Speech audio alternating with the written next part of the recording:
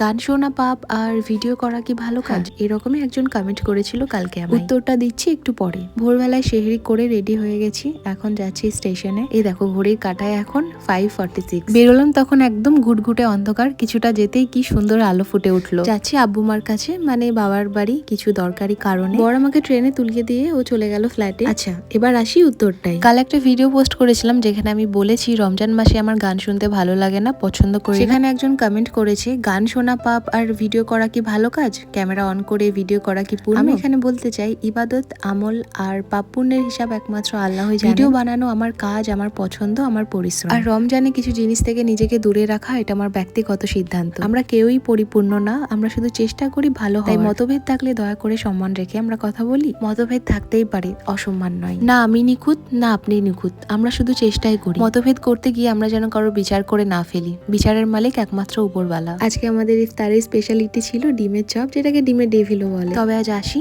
তোমরা ভালো থেকো।